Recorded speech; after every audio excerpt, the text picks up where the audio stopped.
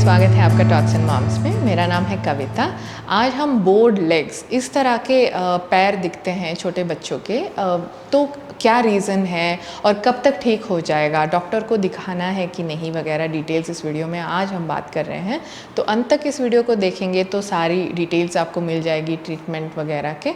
तो और पहली बार हमारे चैनल में वीडियो देख रहे हैं तो प्लीज़ सब्सक्राइब कर लीजिएगा। चलिए शुरू करते हैं आज का वीडियो।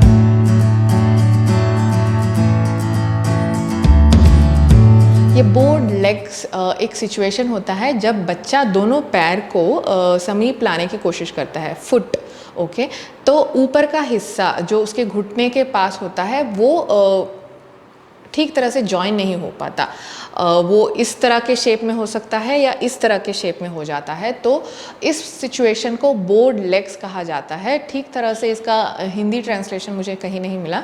तो इसका वजह मेजरली ये है कि माँ के घर में बच्चा जब पलता है तो फीटल पोजीशन ऐसे सिकुड़ के रहता है, तो उसके वजह से ज़्यादातर डिलीवरी के दौरान ऐसे हो जाता है कहते हैं।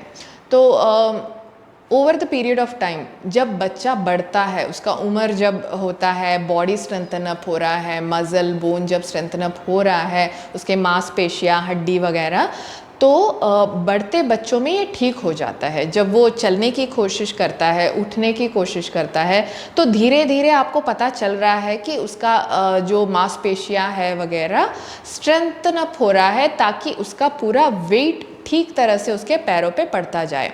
तो जब बच्चा चलने की शुरुआत करता है 9 महीने या 1.5 साल तक, उस बीच में ये ऑलमोस्ट सारे बच्चों को ठीक हो जाता है कहते हैं बहुत सारे डॉक्टर्स।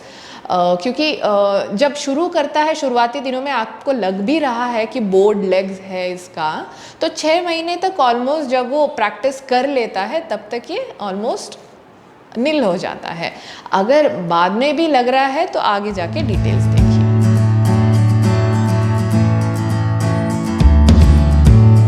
जैसे मैंने कहा, अगर बच्चा 2-3 साल तक भी हो गया, फिर भी आपको लग रहा है कि ये बोर्ड लेग्स का प्रॉब्लम है, बच्चा ठीक तरह से नहीं चल पा रहा है, तो अच्छी बात है अगर आप डॉक्टर से एक बार बात कर ले। ऐसे नहीं है कि आपको वेट ही करना है। अगर डाउटफुल लगे, इनिशियल डेज में भी एक बार बात कर लीजिएगा, डॉक्टर भी आपको ठीक तरीके से गाइड कर देंगे। पहली बात, आपको साइंस, आपको कब पता चलेगा, क्या चिन्ह है कि आपका बच्चा इस परेशानी से गुजर रहा है।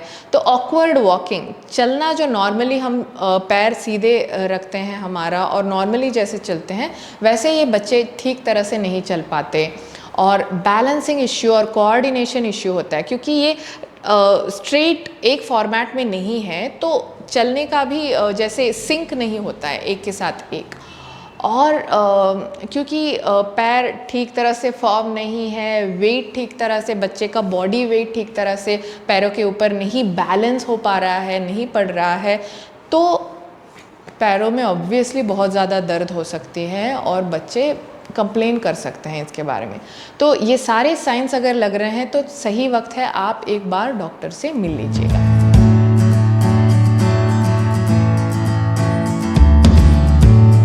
मोस्ट केसेस में इसके लिए कोई ट्रीटमेंट ज़रूरी नहीं है। बढ़ते बच्चों में ये चला जाता है, ऑलमोस्ट 80 to 95% तक ये चला जाता है। पर बाद में भी अगर आपको ये सारे साइंस जो मैंने बताए वो दिख रहे हैं, ऐसा लग रहा है सिम्टम्स, तो डॉक्टर सबसे पहले एक एक्सरे, जैसे ब्राउट्स डिसीज़ नहीं है इसे रूल्ड आउट करने के लिए एक एक्सरे सजेस्ट कर सकते हैं।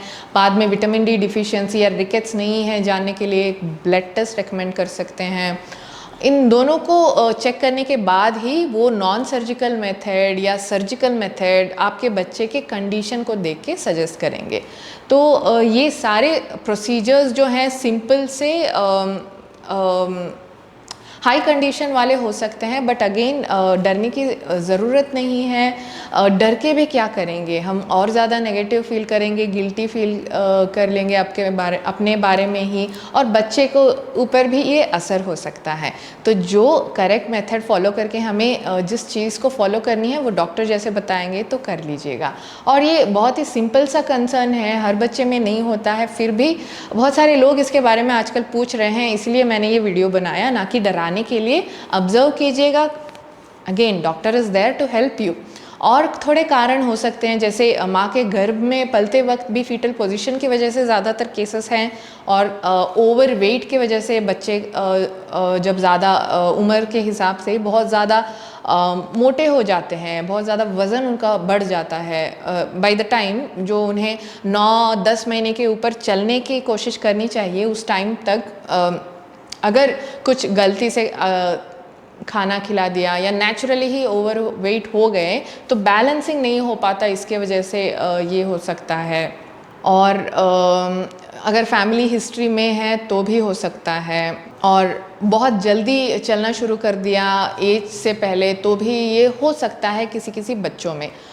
और आपको ये जानना है, जैसे मैंने पहले से इस वीडियो में बताया है, हम डराने की कोशिश नहीं कर रहे हैं, हम सिर्फ इन्फॉर्मेशन शेयर कर रहे हैं।